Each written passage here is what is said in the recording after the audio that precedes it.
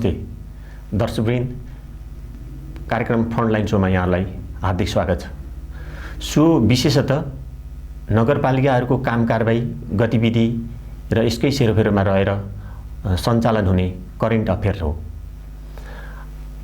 खास गरी अघिल्लो महिना मात्रै नगर सरकारहरूको बजेट नीति तथा कार्यक्रम अनुमोदन भएको छ र यही नगरसभाको चटारोका बीचबाट हामी माझ सिद्धिचरण नगरपालिकाका मेयर मोहन श्रेष्ठ हामी माझ हुनुहुन्छ। कार्यक्रममा यहाँलाई स्वागत छ। नमस्ते। सन्चै हुनुहुन्छ? एकदम सन्चै छु। अनि हिजो आजको चाहिँ गतिविधि कस्तो भइरहेछ? यो बजेट सकिसकेपछि के कार्यक्रममा कसरी बिजी भइरहनु भएको छ? अहिलेको नेपालको संविधानले 3 तहको सरकारको संवैधानिक व्यवस्था गरेको छ र त्यसमा हरेक सरकारले आफ्नो हरेक आर्थिक वर्षको बजेट सङ्घीय सरकारले जेठ 15 गते, प्रदेश सरकारले आषाढ 1 गते र स्थानीय तह जो स्थानीय सरकारको रूपमा क्रियाशील छ आषाढ 10 गते ल्याउन पर्ने प्रावधान र सोही अनुसार सिद्धिचरण नगरपालिकाले पनि आषाढ 10 गते आफ्नो आर्थिक वर्ष 78-79 को नीति तथा कार्यक्रम र बजेट ल्याइसकेको छ र दफावार छलफल हामीले गरेर 19 गते हामीले सम्पन्न गरिसकेका छौँ। अनि बजेट सकाइसकेपछि त अलि समय खुकुलो भयो होला नि। हिजोआजको तपाईँको दैनिकी कस्तो भइरहेछ त्योभन्दा अगाडिको र अहिलेको? स्वाभाविक रूपमा बजेट ल्याइसकेपछि खुकुलो भयो हुन्छ कि भन्ने कता कता त्यो किसिमको चिन्तन र सोच पनि छ। तर बजेट ल्याइसकेपछि कार्यान्वयन चरणमा जानुपर्ने भएको कारणले गर्दाखेरि अब थप जिम्मेवारी बोध गर्नुपर्ने, थप जिम्मेवारी आएको महसुस गर्नुपर्ने र त्यही अर्थमा चाहिँ सिद्धिचरण नगरपालिकाको मेयर भएको हैसियतले त्यसलाई त्यसरी मैले बुझेको छु। त्यो अर्थमा झट्ट हेर्दाखेरि अलि त्यो बोझ छैन कि जस्तो पनि देखिन्छ। तर कार्यान्वयन पक्षमा जान त्यत्तिकै चुनौती भएको हुनाले त्यसतर्फ पनि अलिक ध्यान दिनु र केन्द्रित रहनुपर्ने आवश्यकता भएको कारणले गर्दाखेरि त्यसतर्फ पनि अलिक सोच्नुपर्ने अवस्था चाहिँ छ। बजेटको खास विशेषता हुन्छ नि। बजेटमा त धेरै कुरा हुन्छन्, कमन कुरा पनि हुन्छन्, चल्दै आएका कुराहरूको निरन्तरता पनि हुन्छ। अनि बजेट भन्दा बित्तिकै सिद्धिचरणको बजेटको यसपालिको चाहिँ विशेषता के थियो? किनभने अलिकति परिस्थिति पनि अब 4 वर्ष अगाडि गुज्रिसकेको, एउटा 1 वर्ष बाँकी भएको अवस्थामा चाहिँ बजेटको विशेषता के थियो? स्वाभाविक रूपमा बजेटले प्रक्षेपण गर्ने क्षेत्र आर्थिक क्षेत्र, सामाजिक क्षेत्र, पूर्वाधार क्षेत्र, अनि यो वन वातावरण विपद क्षेत्र र त्यसपछि संस्थागत विकास र सुशासनको क्षेत्र छ। र विशेष गरी अहिलेको सिद्धिचरण नगरपालिकाको बजेटले सामाजिक सुरक्षाको क्षेत्रलाई विशेष प्राथमिकता दिएको छ। त्यो भनेको समाजमा रहेका जो गरिबी वर्गहरू छन् र त्यसको अतिरिक्त ज्येष्ठ नागरिक, अपाङ्गता भएका व्यक्ति, एकल महिला, अपाङ्ग भएका अनि संरक्षणविहीन बालबालिकाहरूको क्षेत्रलाई विशेष ध्यान दिनुपर्ने महसुस गऱ्यौँ, त्यो आवश्यकता महसुस गऱ्यौँ र त्यस अर्थमा हाम्रो बजेटले त्यसतर्फलाई विशेष ध्यान दिएर आफ्नो नीति तथा कार्यक्रम ल्याएका छौँ। 4 वर्षको कार्यक्रमहरू सकिनै लाग्दा चाहिँ 1-1.5 वर्ष जति त हैन कोभिडले प्रभावित पनि भयो। अब 1 वर्ष बाँकी छ। यो सिलसिलामा चाहिँ कतिपय सम्पन्न नभइसकेका विकास योजनाहरू सम्पन्न गर्न पर्ने हुनसक्छ। यसमा चाहिँ तपाईँले कसरी अगाडि बढिरहनु भएको छ? यो वर्ष चाहिँ पूर्वाधारमा तपाईँको फोकस के हुन्छ? विशेषतः हामी जब निर्वाचनमा गएको थियौँ 2074 साल आषाढ 14 गते स्थानीय तहको निर्वाचन हुँदाखेरि सिद्धिचरण नगरपालिकाको निर्वाचन आषाढ 14 गते सम्पन्न भएको थियो।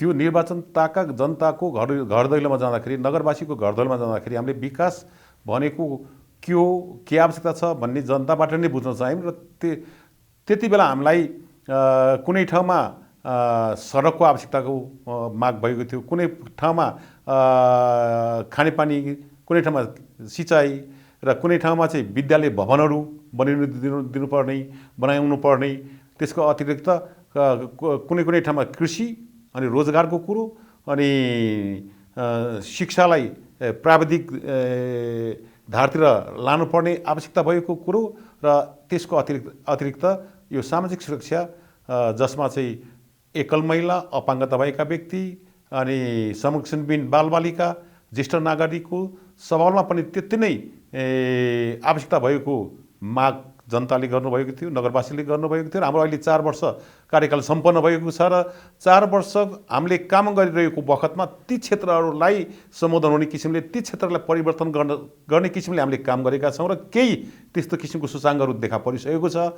तर म आफै मेयर भएको हुनाले मेरो 4 वर्ष कार्यकालको मूल्याङ्कन मैले भन्नुपर्दाखेरि पनि तपाईँहरू जस्तो मिडियाले नगरवासीहरूसँग गएर बुझेर के भएको भन्ने कुरा तथ्यपरक आधारमा चाहिँ त्यो किसिमको नगरवासीको आवाज यो मिडिया मार्फत आयो भनेदेखि अझ त्यो चाहिँ प्रभावकारी हुने र अझ मैले आफ्नो मूल्याङ्कन स्वमूल्याङ्कन चाहिँ त्यति बेला गर्न पाउने मैले चाहिँ त्यो महसुस गरेको छु। र त्यस अर्थमा जति बेला हामीले जनताको घर दैलोमा गएर सङ्कल्प गरेका थियौँ, जनताको मागलाई अघि भनेको मैले त्यो चारवटा क्षेत्रलाई, त्यो क्षेत्रमा केही परिवर्तन देखा परेको छ। र अर्को अब आवश्यकता भनेको यो पर्यटन पूर्वाधार विकासको कुरो हो, जसले चाहिँ आर्थिक रूपान्तरणको लागि त्यसको क्षेत्र महत्त्वपूर्ण छ र त्यो महत्त्वपूर्ण क्षेत्रलाई बढावा दिनको लागि सिद्धिचरण नगरपालिकाभित्र रहेका प्राकृतिक, पुरातात्विक, ऐतिहासिक, त्यसदेखि लेखेर अनि प्राचीन र क्षेत्रहरूको पहिचान गरेर ती क्षेत्रहरूमा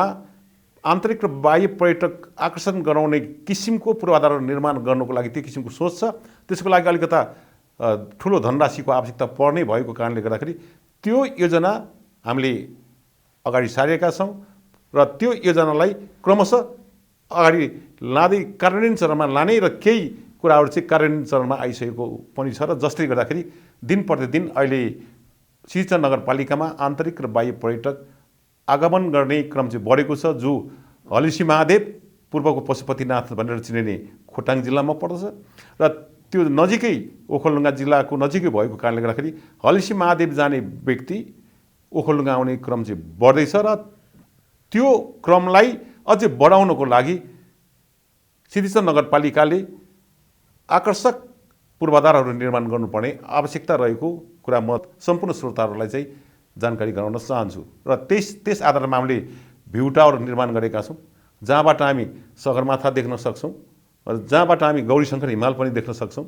अनि अहिले हामीले स्रष्टा पार्क, जो स्रष्टाहरूलाई स्मरण गर्ने र त्यो स्रष्टाको रूपमा स्रष्टाको नामबाट पार्कको विकास गऱ्यौँ भनेदेखि त्यसले अर्को आकर्षण थप्न सक्छ र यो चाहिँ पर्यटन मन्त्रालयबाट आर्थिक वर्ष 78-79 को बजेटमा यो 5,97,00,00,000 को त्यो हामीले डिपिआर गरेका थियौँ र 70-30 सहभागिता भनेको स्थानीय तहको 30% सहभागिता हुँदाखेरि 2,09,00,000 जति हामीले स्थानीय तहले सहभागिता गरेर अहिले डिपिआर अनुसारको बृहत स्रष्टा पार्क पुनर्निर्माणको ठेक्का प्रक्रिया भइसकेको छ। यसरी हजुरले चाहिँ पर्यटनमा चाहिँ प्रोजेक्ट वाइज 1, 2, 3 गरेर बताए जस्तै पूर्वाधार टोटलमा जस्तो सडक, खानेपानी, शिक्षा, स्वास्थ्य, कृषिमा चाहिँ आफूले यो 4 वर्षमा गरेका मोटा प्रोजेक्टहरूको चाहिँ नामाङ्कन गरेर अलिकति चित्रण गरिदिनु न छोटोमा। जस्तो कृषिमा हिजो कृषि व्यवसायीकरण थिएन, वडा नम्बर आज 7 जस्तो तरकारी उत्पादनको क्षेत्र पहिचान भइसकेको छ। टर्नला खेतीको माध्यमबाट कृषकहरूले बेमौसमी तरकारीहरू उत्पादन गर्ने क्रम पनि बढेको छ।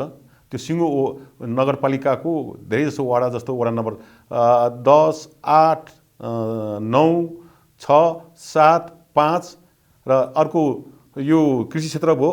अर्को पूर्वाधार क्षेत्रमा हेर्ने भनेदेखि 12वटामा विद्यालय भवनहरू यो पुनर्निर्माणको कार्यक्रम बन्नु पनि थियो, नयाँ भवनहरू बनिसकेका छन् हाम्रो कार्यकालमा।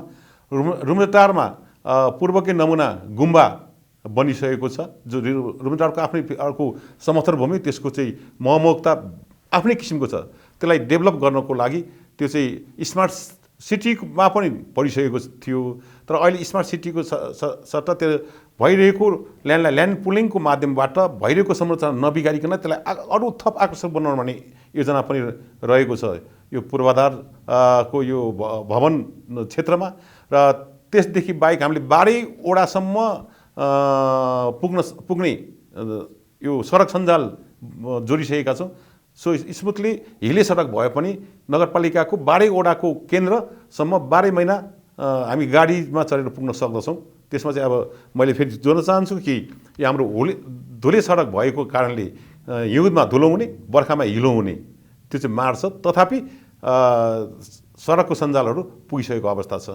यो सडक सञ्जालतिर अनि कृषिलाई आधुनिकीकरण गर्नको लागि हामीले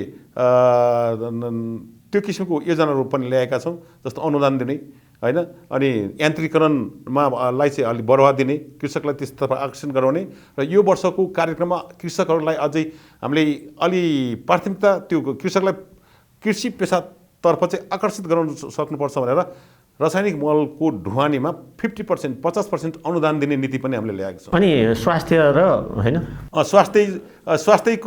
स्वास्थ्यमा हामी आउनुभन्दा अगाडि 74 साल आषाढ 10 गते भन्दा अगाडि स्वास्थ्य संस्थाहरूमा एसेन्सियल ड्रग्स भनेको अत्यावश्यक नेपाल सरकारले 41वटा लाग्छ मलाई सूचित गरेको छ। ती औषधिहरू चाहिँ बारम्बार अभाव भइरहेको हामीले सुनेका थियौँ। तर हामी आइसकेपछि, हामी निर्वाचित भइसकेपछि अहिले स्वास्थ्य नगरपालिकाको 12 वडामा भएका स्वास्थ्य केन्द्रहरूमा त्यो अति आवश्यक 41 प्रकारका औषधिहरू कहिले पनि हामीले अपुरा हुन दिनौँ। जहिले पनि त्यो हाम्रो चाहिँ स्टकमा पनि रहन्थ्यो र माग अनुसारको हामी सप्लाई पनि दिन पनि सक्थ्यौँ त्यो नगरवासीलाई। पहिलो कुरो थियो र कोभिड-19 को सङ्क्रमणपछि अझ कोभिड सङ्क्रमणलाई चाहिँ कसरी नियन्त्रण गर्ने, त्यसलाई कसरी चाहिँ अब न्यूनीकरण गर्ने भन्ने कुरा चाहिँ एउटा चुनौतीको रूपमा अगाडि आइरहेको थियो र यसतर्फ पनि हामीले स्थानीय प्रशासन, सुरक्षाकर्मीहरूसँग मिलेर समन्वयात्मक रूपमा यो जनतालाई सूचित गराउने अनि जनतालाई अलि एवार गराउने किसिमको सन्देशमूलक विज्ञापनको माध्यमद्वारा वडामा गएर हामीले त्यो किसिमको जानकारी गराएर यो स्वास्थ्य मापदण्ड अपनाउनु पर्ने, स्वास्थ्य मापदण्डलाई चाहिँ अनुसरण गरिदिनको लागि मैले आग्रह गरेँ र त्यो किसिमको आग्रह अनुसार नगरवासीले पनि सहयोग गरेको कारणबाट जसरी भयावह रूपमा चाहिँ अन्य जिल्लाहरूमा यो सङ्क्रमितहरू बढिरहेको थियो, ओखलढुङ्गा जिल्लामा केही कम भएको, तथापि पनि केही व्यक्तिहरूको मृत्यु त भयो। त्यो अर्थमा कि कोही व्यक्ति अन्य रोगको उपचार गर्न गएको थियो, अनिखेर उहाँहरूले चाहिँ PCR टेस्ट गर्नुभयो र पोजिटिभ देखियो। मैले अलिकति हजुरलाई बुझ्न खोजेको चाहिँ स्वास्थ्यको विशेष गरी पूर्वाधार र चाहिँ खानेपानी सम्बन्धी परियोजनाहरूमा के काम भयो? स्वास्थ्यको पूर्वाधारमा हामीले अहिले कुनै वडामा यो हामी हेल्थ पोस्टहरू, स्वास्थ्य चौकी भन्छौँ, चौकीहरू चाहिँ बनिने क्रम छ। त्यो नेपाल सरकारको मापदण्ड अनुसार कुनै वडामा हाम्रो बर्थिङ सेन्टरहरू पनि बनाइरहेका छौँ र त्यसको आधारमा आवश्यक पर्ने जनशक्तिहरू पनि हामीले व्यवस्थापन गरेका छौँ। पहिलो स्वास्थ्य शाखा अन्तर्गत स्वास्थ्य चौकीहरूमा चाहिँ त्यो किसिमको व्यवस्था छ भनेदेखि खानेपानीतिर त ओखलढुङ्गा जिल्लाको सिद्धिचन्द्र नगरपालिका सदरमुकाम स्थित रहेको एउटै मात्र नगरपालिका हो ओखलढुङ्गा जिल्लाको, र जिल्ला सदरमुकामको खानेपानी प्रणालीलाई व्यवस्थित गर्नको लागि त्यहाँ अहिले फिल्टर पानी छान्ने त्यो कार्यक्रम अन्तर्गत कार्यान्वयन चरणमा एउटा फिल्टर ट्याङ्क चाहिँ बनेर त्यो कार्यान्वयन चरणमा छ र अर्को त्यसको क्षमता कम भएको कारणले अर्को फिल्टरेसन गर्ने कार्यक्रम पनि त्यो सुरु भइसकेको छ र कुनै वडा जस्तो ओखलढुङ्गा जिल्ला अन्तर्गतको सिद्धिचन्द्र नगरपालिका अन्तर्गतको वडा नम्बर 1 जुन हामी तलुवा भन्छौँ, वडा नम्बर 2 निसङ्खी ठुलाछाप भन्छौँ, वडा नम्बर 8 को यो सल्लेरी भन्छौँ, वडा नम्बर 9 ज्यामेरे भन्छौँ। यो वडाहरूको केही भाग चाहिँ सुखाग्रस्त छ, अलिकता पानीको अभाव हुने मूल नजिक नभएको क्षेत्रहरू रहेको कारणबाट त्यस्ता किसिमका ती ठाउँहरूमा त्यसको चाहिँ मुहान पायो भनेदेखि मुहानबाट सप्लाई गर्ने काम चाहिँ सुरु भएको छ मुहान प्राप्त भएको ठाउँमा, र जहाँनिर चाहिँ मुहानको अभाव छ, अझ माग बढी छ भनेदेखि पम्पिङ प्रणालीबाट पनि खानेपानी योजना सम्पन्न गरेर पानी वितरण गर्ने कार्यक्रम चाहिँ अगाडि बढिरहेको छ। त्यो भनेको प्रदेश सरकारको सहयोग, सङ्घीय सरकारको सहयोगमा पनि त्यो कार्यक्रम चाहिँ चलिरहेको छ। हजुरले चाहिँ घोषणापत्रमा चाहिँ उल्लेख गरे अनुरूप कति % चाहिँ काम भयो होला भन्ने आफ्नो स्वमूल्याङ्कन छ? कति % चाहिँ काम गरेँ अथवा कति % बाँकी छ भन्ने लाग्छ? मैले 80% काम चाहिँ मैले गरेँ भन्ने मलाई लाग्छ।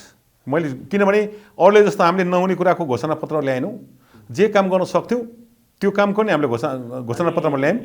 त्यसले आधारले गर्दाखेरि हामीले निर्वाचनताका बनाएको चुनावी घोषणापत्रको आधारलाई लिएर मैले भन्नुपर्दाखेरि 80% त्यो घोषणापत्र अनुसारको काम चाहिँ अहिले हामीले सुरु गरिसकेका छौँ। गरिसकेका काम पनि त सबै चाहिँ सम्पन्न त भएको छैनन् होला, कोही अधुरा छन् होला, कोहीले थाले नि भएका छन् होला, के छ चाहिँ अवस्था, कि सबै कम्प्लिट भइसक्यो? होइन, कुनै कुनै जस्तो खानेपानी नै वृहत खाने बहुवर्षीय योजनाहरू छन्। बहुवर्षीय योजनाहरू चाहिँ त्यो क्रमशः हुने कुरो हो होइन, र 1 वर्षीय योजना चाहिँ सम्पन्न हुने हो। र नगरपालिकाको त्यो चाहिँ त्यो कार्यक्रमको नेचर अनुसार कुन किसिमको छ, कत्रो छ, नगर स्तरीय योजनाबाट सम्पन्न गर्नुपर्ने 1 आर्थिक वर्षमा सम्पन्न गर्नुपर्ने कार्यक्रम छ, अरू हामीले 1 आर्थिक वर्षमा नै सम्पन्न गरेका छौँ। जस्तो सानातिना खानेपानीहरू होइन, अनि यो कृषि क्षेत्रलाई दिने अनुदानहरू, त्यसदेखि लागेर सानातिना कुलो पहिरो बनाउने निर्माण कार्यहरू र केही भवनहरू, सामुदायिक भवनहरू ती बनाइसके 1 वर्षभित्र बनिने कार्यक्रमहरू 1 वर्षभित्र बनाएका छौँ। र त्यसदेखि बाहेक बहुवर्षीय योजनाहरू जो हाम्रो कार्यकाल 1 वर्षको बाँकी छ, 1 वर्षमा हुन सक्ने कामहरू चाहिँ हामीले त्यो पुरा गरेर सार्छौँ। त्यसदेखि बाहेक पनि क्रमशः त्यो योजना अर्को आर्थिक वर्षमा सर्दै जान्छ। सम्पन्न हुन बाँकी योपालि तपाईँले चाहिँ फोकस गर्ने परियोजनाहरू नाम लिएर बताइदिनु कुन कुन छन्? जस्तो दुधकोशीबाट पम्प गरेर पम्पिङ प्रणालीद्वारा खानेपानी आपूर्ति गर्ने त्यो बृहत योजना हो होइन। त्यो कार्यक्रम चलिरहेको छ र हाम्रो पालामा केही कार्यक्रम योजना त्यो सम्पन्न हुन्छ, तथापि त्यसलाई निरन्तर दिन आवश्यक छ, किनभने जनताको खानेपानीको माग अनुसारको आपूर्ति गर्ने त्यसको क्षमतालाई हेर्ने हो भनेदेखि त्यसलाई निरन्तर दिनुपर्ने आवश्यकता मैले देखिरहेको छु।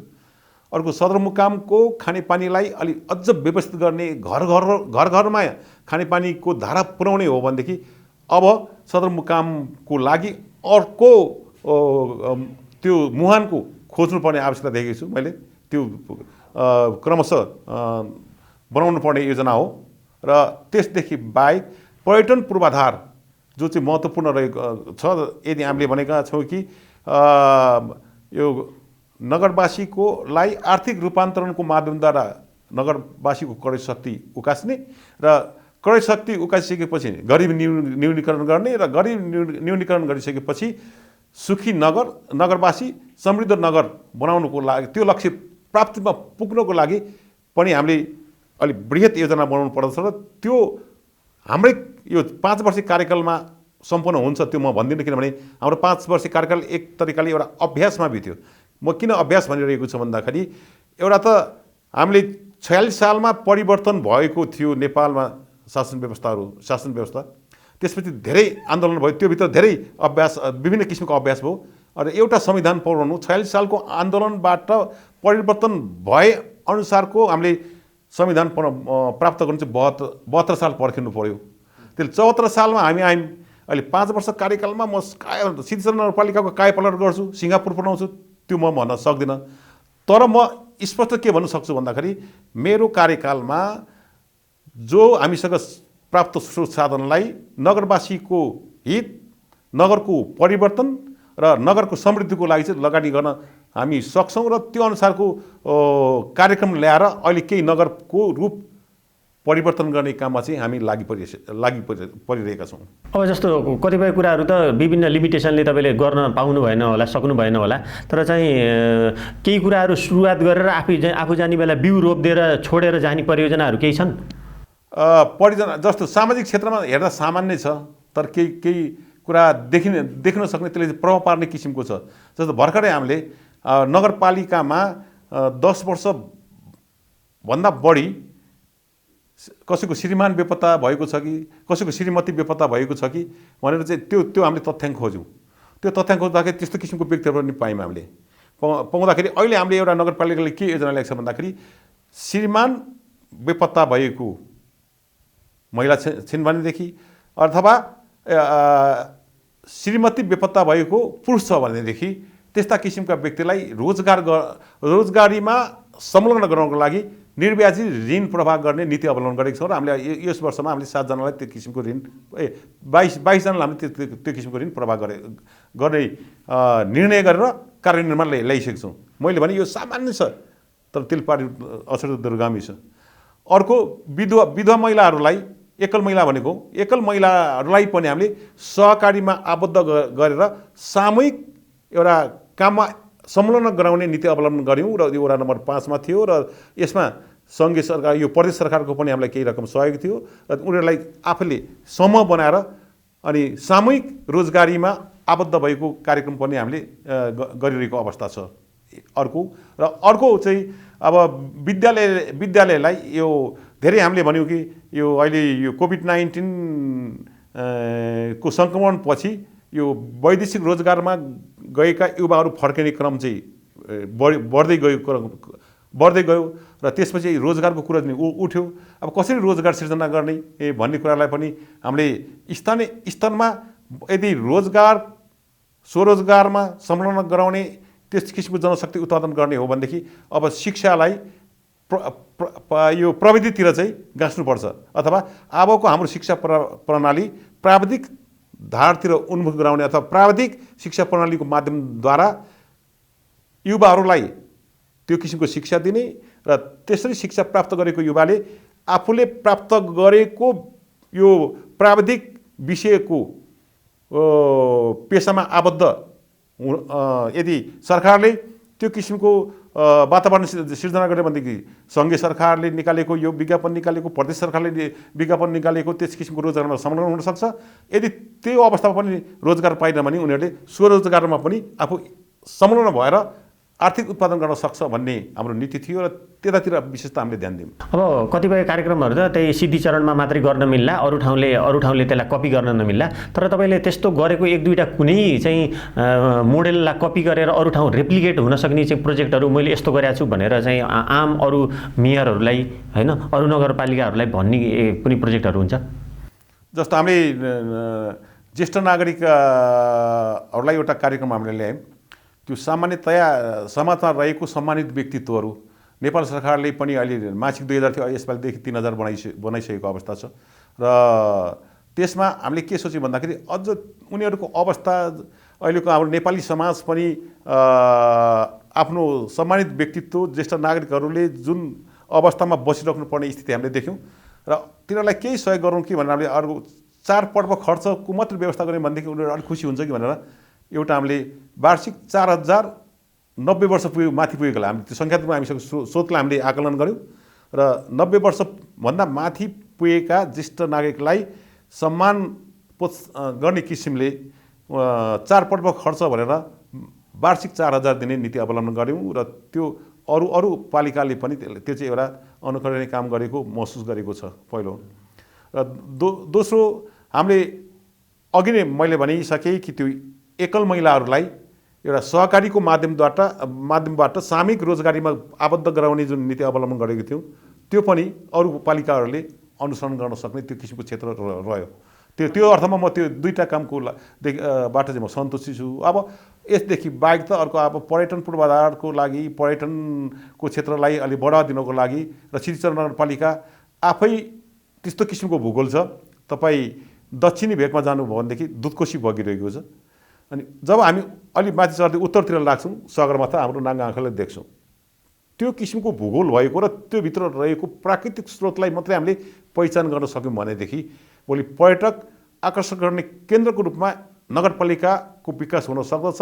त्यो भित्र हाम्रो ऐतिहासिक स्थल ओखलढुङ्गा जो पूर्व 3 नम्बर ओखलढुङ्गा, कवि सिद्धिचरण श्रेष्ठको जन्मथलो मेरो प्यारो ओखलढुङ्गा अनि मेलादेवी जो नेपाल रेडियोको फर्स्ट रेकर्डिस्ट गायिका ओखलढुङ्गा रुम्टार्की र त्यसको अतिरिक्त त्यो भूगोलभित्र हाम्रो केही गढी थुम्का र एउटा तामाखानी छ जन्त्रखानी र कुनै बेलामा त्यो टक छाप्ने ठाउँ पनि ओखलढुङ्गाको बिगुटार अहिले चाहिँ बिगुटार भन्छ जो बिगुटक्सार हो त्यहाँ त्यो बिगुटक्सारबाट अपभ्रंश अहिले बिगुटार भन्छ त्यहाँ टक छापिन्थ्यो।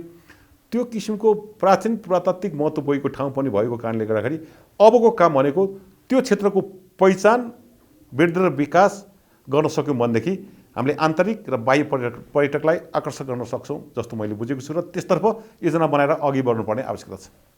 अन्तमा मैले दुईवटा कुरा एकैचोटि चाहिँ गरेँ।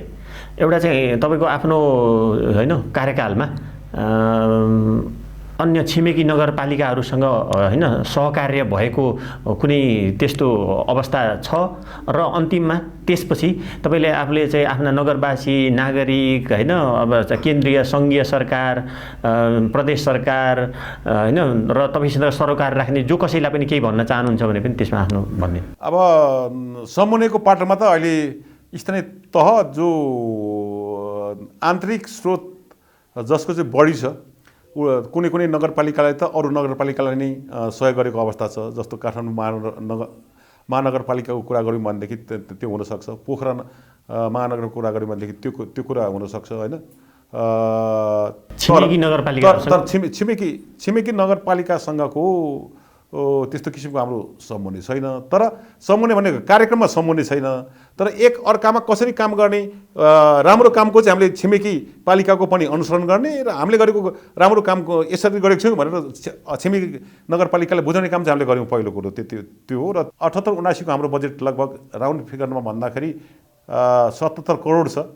77 करोड मध्ये बजेट भोल्युम ठुलो छ, तर त्यसमा चाहिँ सशर्त अनुदान भनेको लगभग 37 करोड छ, सामाजिक सुरक्षा 12 करोड छ, अनि त्यसमा विशेष अनुदान अनि यो समपूरक अनुदानहरूदेखि लिएर नगरपालिकाको यो वित्तीय समानीकरण र राजस्व बाँडफाँडको बजेटलाई हेर्दाखेरि सङ्घ र प्रदेशबाट जाने 21 करोडभन्दा अलिकति केही बढी छ। हाम्रो आन्तरिक स्रोतको प्रक्षेपणमा हामीले 2 करोड 4 लाख राखेका छौँ र त्यो 23 करोडको हाराहारीबाट नगरपालिकाको सम्पूर्ण खर्च कर्मचारीकोदेखि लिएर सम्पूर्ण खर्चहरू चाहिँ हामीले त्यहीबाट गर्नुपर्ने र 11 करोडभन्दा बढी त्यसमा छुटाउनु पर्छ। त्यसदेखि बाहेक हामीले अब एउटा प्रशासकीय भवन पनि यसपालि बनाउँदैछौँ, ठेक्का भइसकेको छ, त्यो 3 करोड जति त्यसमा पनि छुट्याएको छौँ हामीले। र यसदेखि बाहेक सिङ्गो नगरको आवश्यकताको आधारमा एउटा समानुपातिक विकासको अवधारणा अन्तर्गत हामीले प्रत्येक बाढी ओडाको आवश्यकता अनुसार के हो त्यो कुरा चाहिँ ओडावासीबाट हामीले माग गऱ्यौँ। त्यो अहिलेको योजना छनौटको चरण जम्मा 7 चरण छ। टोल बस्ती हुँदै नगरसभासम्म आइपुग्नको लागि र यसपालि कोभिड-19 को कारणबाट ती चरणहरू हामीले पुरा गर्न सकेनौँ र त्यो चरण पुरा नगरेको कारणले गर्दाखेरि हामीले वडा स्तरमा वडा समितिले छलफल गरेर ल्याएको कार्यक्रमहरूलाई नै निर्णय र कार्यान्वयनमा लानुपर्ने बाध्यात्मक स्थिति पनि रहेको छ। र त्यसरी आएको कार्यक्रमहरूलाई हामीले वडाको अधिकतम विकास हुने किसिमले योजना छनौट गरेर हाम्रो यो नगरसभाले निर्णय गरेर अहिले कार्यान्वयन चरणमा लाने क्रम चाहिँ अगाडि बढिसकेको छ। र अहिलेको अब साउन महिनामा हामीले रेकर्ड अपडेट गर्ने हो। अनि भदौ असोजतिर त्यसलाई प्रक्रियामा लानको लागि योजनाहरूको छनौट भइसकेको अवस्था रहेको कारणले गर्दाखेरि अब प्राविधिकहरूले चाहिँ फिल्डमा गएर चाहिँ त्यसको डिजाइन इस्टिमेट गर्ने हो र त्यो डिजाइन इस्टिमेट भइसकेपछि उपभोक्ता समितिबाट गर्नुपर्ने काम उपभोक्ता समिति मार्फत ठेक्का प्रक्रियाबाट गर्नुपर्ने ठेक्का निकाल्नु पर्ने हुन्छ र त्यो प्रक्रिया गरिसकेपछि अनि हामी कार्यान्वयनमा जान्छौँ। र त्यसको लागि सिद्धिचरण नगरपालिका तयारी अवस्थामा छ र म सबैलाई आग्रह गर्न चाहन्छु र विशेषतः सिद्धिचरण नगरवासीहरूलाई विनम्र साथ के अनुरोध गर्न चाहन्छु भन्दाखेरि विकास भन्ने कुरो कसैले दिएर हुने होइन कि त्यो स्वस्फूर्त रूपमा प्रत्येक नागरिकमा आउनुपर्ने भावना र प्रत्येक नागरिकले सहयोग गर्नुपर्ने अवस्था पनि रहन्छ र त्यसतर्फ अलिकता सोचिदिनुको लागि म पहिले सिद्धिचरण नगरपालिकाका नगरवासीलाई आग्रह अनुरोध गर्न चाहन्छु। र त्यसपछि सिङ्गो रूपमा अन्य क्षेत्र जो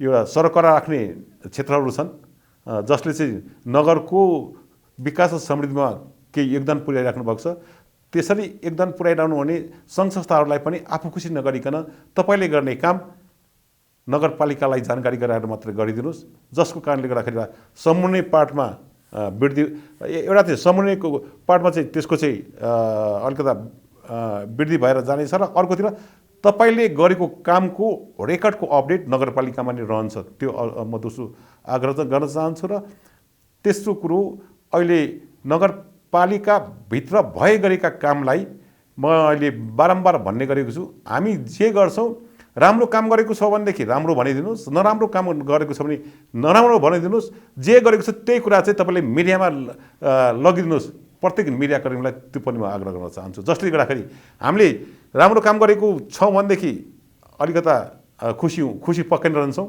र नराम्रो काम गरेको छौँ भनेदेखि सच्चिने मौका पाउँछौँ। त्यो आग्रह गर्दै स्टुडियोमा डाकेर मलाई जुन किसिमको सिंहचन नगरपालिकाको सम्बन्धमा विशेषतः नगरको सिङ्गो परिवर्तनको लागि ल्याएको राम्रो काम, नमुनायोग्य काम, भइरहेको काम सम्बन्धमा केही जानकारी दिने अवसर दिनुभएको छ, यसको लागि धन्यवाद दिन चाहन्छु। हस् त दर्शकवृन्द, यही कुराकानीसँगै आजको कार्यक्रम यहीँ सकिन्छ। हामी सबै टिम बिदा चाहन्छौँ। पुनः अर्को श्रृङ्खलामा यसरी नै यहाँहरूमाझ पुनः भेट हुने नै छौँ।